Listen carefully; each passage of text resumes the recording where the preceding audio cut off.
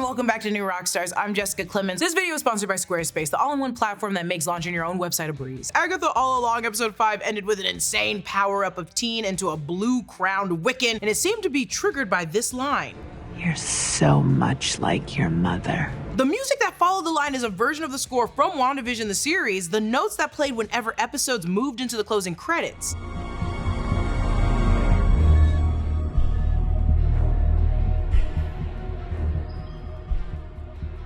Could we see the return of Wanda Maximoff in this series? But first, we want to remind you to check out nerdriot.shop, where you can always find the latest and greatest in New Rockstars merch. It's Halloween season!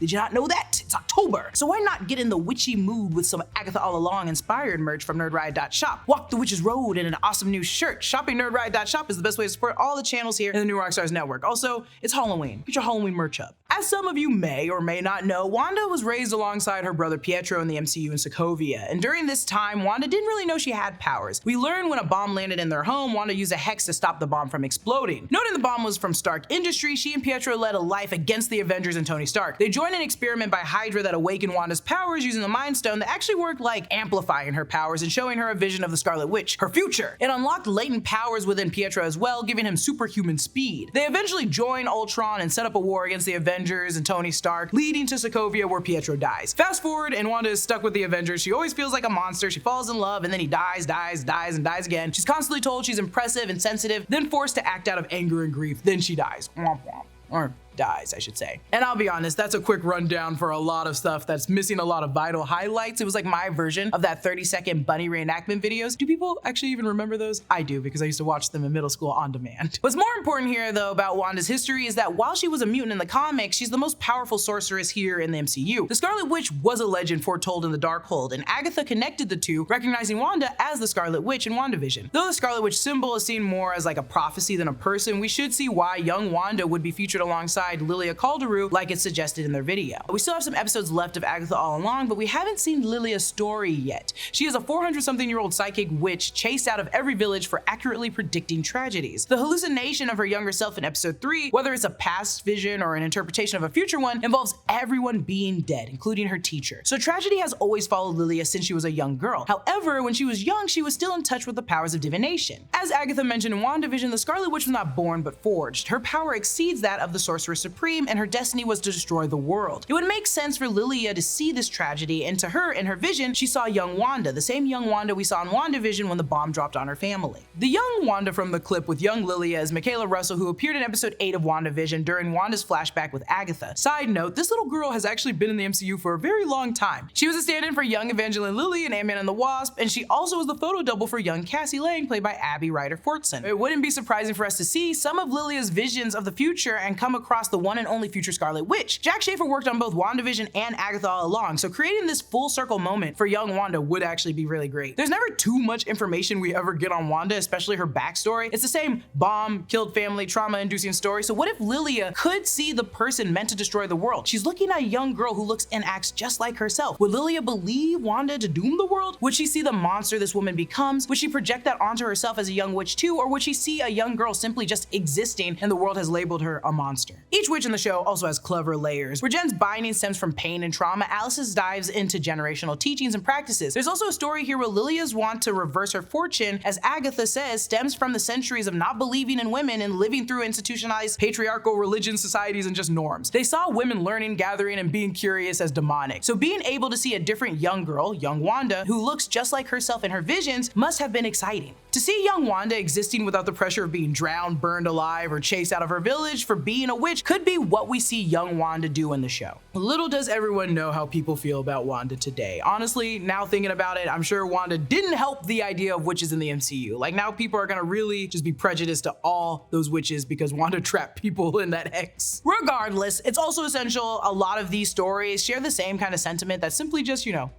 women. I remember that the first time I launched a website, it took me forever to get around to doing it. I didn't feel like I had coding knowledge to make a functional website or design experience to make one that was easy to use. It took me forever, but that was a long time ago. If I had used Squarespace, things would have been much easier. Squarespace is an all-in-one tool that gives you everything you need to make a website that looks good and does whatever you need it to do. Hands down, the best feature Squarespace has right now is the Design Intelligence tool. It combines 2 decades of industry-leading design expertise with cutting-edge AI technology. It makes it so easy to build build a bespoke website tailored to your unique needs. And if you're doing any kind of business online, you know firsthand what a headache payment platforms can be. But with Squarespace, you can start in just a few clicks and start receiving payments right away using popular payment methods like Apple Pay, ACH Direct Debit, Klarna, and more. Plus, Squarespace helps get your site discovered fast with a suite of integrated SEO tools. Every Squarespace website is optimized to be indexed with meta descriptions, an auto-generated sitemap, and more. So you show up more often to more people in global search engine results. Head to squarespace.com for a free trial. When you're ready to launch, go to squarespace.com/newrockstars to save 10% off your first purchase of a website or domain. Being raised in the 1620s like Lilia, finding young girls with magical abilities was probably very necessary or important to her. Then she unfortunately just had to see them be murdered over some random stories and rumors over time, hence, the witch trials. I think that's why she's always returning to how everyone's notion of witches are wrong and how they used to be primarily a unit that worked together, but now they had to be forced to separate and hide. At the beginning of episode 3, the teen says anyone can be a witch with the proper training, and I think about this quote often because in reality, yes, anyone can be a witch with some good guidance. However, some may have an inherent skill for it. This could still be true for Wanda and her bloodline, which might be explored if young Wanda joins the show. We don't know much about Wanda's mom and dad. However, there was a Wanda Maximoff in the comics. Wanda actually did see her on the Witch's Road, and she's the mother of both Scarlet Witch and Quicksilver. She was a witch who used the name like a moniker, unlike the Prophecy in the MCU. She got her powers from her father's magical abilities, and the title of the Scarlet Witch was passed down through her family. I'm not saying Wanda's mom in the MCU is Natalya, and I'm not saying Natalya will show up on the Witch's Road. Still, I think there's a correlation Jack Schaefer could be suggesting, like Natalya, Wanda's magic comes from a long line of witches that may have been in contact with Lilia at some point. It's implied in the MCU that Wanda's first time making anything magical happen was by hexing the bomb, but it could have happened way before that. Someone in Wanda's family could have had that innate ability in witchcraft and didn't need that proper training. There's also a chance someone in Wanda's family has always been a witch and just simply didn't practice it. Sokovia is a fictional spot in Eastern Europe, but still the practice of witchcraft was believed to have spread throughout that region. Russia's Tsardom also experienced this version of witchcraft trials during the 17th century, so there's a chance that there was a long line of witches who Wanda descended from unknowingly, and Lilia could know them using her divination skills. This scene we get with Lilia in episode 4 looking at the portraits of women suffering or being tortured is so subtle and shows how much pain it's caused her. I think not only is she able to see almost everything, but she's also probably seen or felt the suffering of other witches when using her powers. She's been reached out to by Lorna Wu in this scene where she talks to Alice in episode 4, and I think many of her visions towards Agatha stem from Evanora reaching out, so I believe she can see Wanda through witchcraft or the long lineage she came from. So young Wanda is here for Lilia, sure, but how could this appearance of young Wanda influence or build off Agatha's story since this is her show after all? Well, Agatha sensed and was drawn to Wanda's powers in WandaVision. Agatha is for sure an old and talented witch. Still, there must have been other witches around Wanda throughout the years either sensing her power or because of the Covenstead rule implied in episode 1. Within any 3-mile radius, there will be a collection of witchy enough people. So if that's true for Wanda, that means in Sokovia there were witchy enough people. Again, we could never get enough information for Wanda in the MCU, so this theory could explore more witches around Wanda throughout the years. I'm also considering that this could be just a part of Agatha's trial. On our break room Agatha All Along after show, I argued that this wasn't really Agatha's trial, but Rio's. Eric and Zach argued it's actually the teen, so hypothetically, if this wasn't Agatha's trial, the appearance of a young Wanda at Agatha's trial would be diabolical. Not only is it clear the animosity and rumors surrounding Agatha and her son, but it's also clear after her sudden fear of losing the teen that she does have that motherly trait. And when we saw her hallucination of the crib with the Darkhold, I mean, her want for her son is just apparent. Something similar to Wanda and how she chased a young girl through the multiverse just to get a version of her kids back. I think Wanda and Agatha want the same thing, their family back, or more specifically their children, though Agatha had been locked in the spell created by Wanda for 3 years, so rightfully there's bad blood there. Now she's faced with the Witch's Road, where you have to face your worst fears to get what you want, and her fear has always been a secret. It's her son. So if she has to face young Wanda, learn from her to get her prize at the end of the road, I think the trial would be brilliant and brutal for Agatha because she despises Wanda, but she doesn't really want to hurt a kid. And before you come at me, when she put those boys on leashes in WandaVision, A, she knew they weren't real, and B, she was crazy Agatha then. I genuinely don't think she'd do that today. Without her powers, she's actually growing a heart. I think her taking her anger out on young Wanda in this trial wouldn't help her cross the Witch's Road. She'll have to learn from her, understand where she came from, and let go of their past. Personally, seeing a young Wanda in this show would be so much fun. Making her part of Agatha's real trial would make it more challenging for her inner turmoil of wanting her son back, protecting the teen, and overcoming her hatred for Wanda via her younger self. There's a fun game there, but also seeing her through Lilia's visions would also be great, and I would love that. I just want as much information on Wanda as possible. So many people had hands in different Wanda appearances from Age of Ultron to like Multiverse of Madness. After a while, it might just seem easier to play ignorant of her history rather than create something for a dead character. Still, this character has now left considerable mark in the MCU. Even if she really is dead, you have to like give us more. If she's the strongest sorcerer sorcerer, show it, make it known. Let me know your thoughts about a young Wanda appearing in Agatha All Along. Do you see it happening, or is this just two young girls being best friends online? Let me know in the comments below, and follow me at Lulu_Clemons. Subscribe to all 3 channels in the new Rockstars network for breakdowns and news coverage of everything you love. I'll see you guys later.